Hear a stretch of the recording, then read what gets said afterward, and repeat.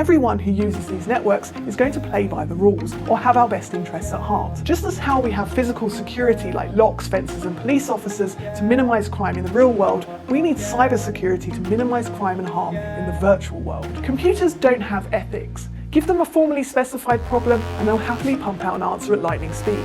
Running code that takes down a hospital's computer systems is no different to a computer than code that keeps a patient's heart beating.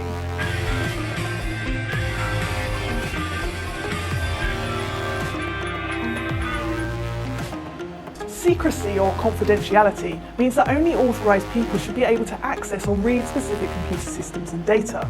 Data breaches where hackers reveal people's credit card information is an attack on secrecy. Integrity means that only authorized people should have the ability to use or modify systems and data. Hackers who learn your password and send emails masquerading as you is an integrity attack. And availability means that authorized people should always have access to their systems and data. Think of denial of service attacks, where hackers overload a website with fake requests to make it slow or unreachable for others. That's attacking the service's availability. To achieve these three goals, security experts start with a specification of who your enemy is, at an abstract level called a threat model. This profiles attackers, their capabilities, goals, and probable means of attack, what's called awesomely enough an attack vector. Threat models let you prepare against specific threats, rather than being overwhelmed by all the ways hackers could get to your systems and data. And there are many, many ways. Let's say you want to secure physical access to your laptop. Your threat model is a nosy roommate. To preserve the secrecy, integrity, and availability of your laptop, you could keep it hidden in your dirty laundry hamper. But if your threat model is a mischievous younger sibling who knows your hiding spots, then you'll need to do more. Maybe lock it in a safe. A lot of security boils down to two questions. Who are you and what should you have access to? Like, bank employees should be able to open ATMs to restock them, but not me, because I take it all of it. Generally, there are three types, each with their own pros and cons. What you know, what you have, and what you are. What you know authentication is based on knowledge of a secret that should be known only to the real user and the computer. For example, a username and password. This is the most widely used today because it's the easiest to implement, but it can be compromised if hackers guess or otherwise come to know your secret. Some passwords are easy for humans to figure out, like 123456 or QWERTY. But there are also ones that are easy for computers. Some computer systems lock you out or have you wait a little after, say, 3 wrong attempts. That's a common and reasonable strategy, and it does make it harder for less sophisticated attackers. But think about what happens if attackers have already taken over tens of thousands of computers forming a botnet. Using all these computers, the same PIN, 2580, can be tried on many tens of thousands of bank accounts simultaneously. This is why so many websites now require you to use a mix of upper and lowercase letters and special symbols. It explodes the number of possible password combinations. An 8-digit numerical PIN only has 100 million combinations. Computers eat that for breakfast. But an 8-character password with all those funky things mixed in has more than 600 trillion combinations. Of course, these passwords are hard for us mere humans to remember, so a better approach is for websites to let us pick something more memorable, like 3 words joined together: Green Brothers Rock or Pizza Tasty Yum.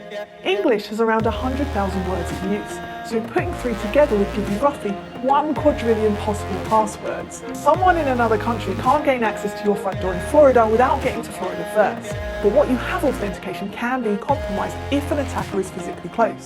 Keys can be copied, smartphones stolen, and locks picked. Biometric authenticators like fingerprint readers and iris scanners are classic examples. These can be very secure, but the best technologies are still quite expensive. Biometric authentication, however, is probabilistic. There's some chance the system won't recognize you. Maybe you're wearing a hat or the lighting is bad.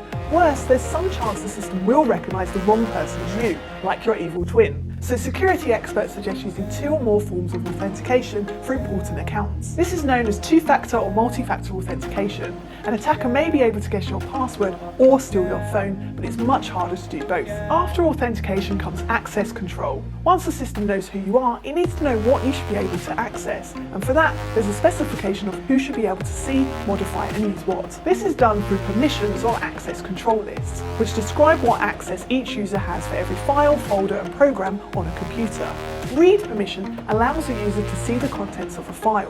Write permission allows a user to modify the contents, and execute permission allows a user to run a file like a program. For organizations with users at different levels of access privilege, like a spy agency, it's especially important for access control lists to be configured correctly to ensure secrecy, integrity, and availability.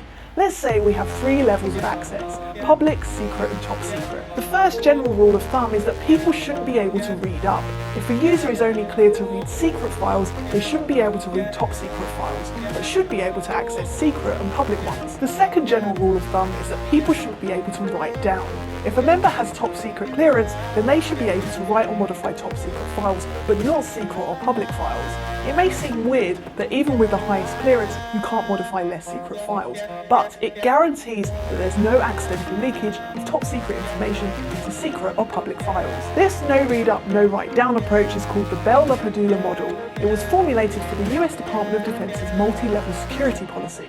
One of the holy grails of system-level security is a security kernel or a trusted computing base, a minimal set of operating system software that's close to provably secure. A challenge in constructing these security kernels is deciding what should go into it. Remember, the less code, the better. Even after minimizing code bloat, it would be great to guarantee that code is written secure.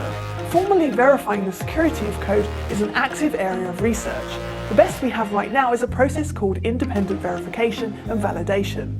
This works by having code audited by a crowd of security-minded developers. This is why security code is almost always open source. It's often difficult for people who wrote the original code to find bugs, but external developers with fresh eyes and different expertise can spot problems. There are also conferences where like-minded hackers and security experts can mingle and share ideas, the biggest of which is DEF CON, held annually in Las Vegas. Finally, even after reducing code and auditing it, clever attackers are bound to find tricks that let them in. With this in mind, good developers should take the approach that not if, but when their programs are compromised, the damage should be limited and contained, and not let it compromise other things running on the computer. This principle is called isolation. To achieve isolation, we can sandbox applications. This is like placing an angry kid in a sandbox. When the kid goes ballistic, they only destroy the sandcastle in their own box, but other kids in the playground continue having fun.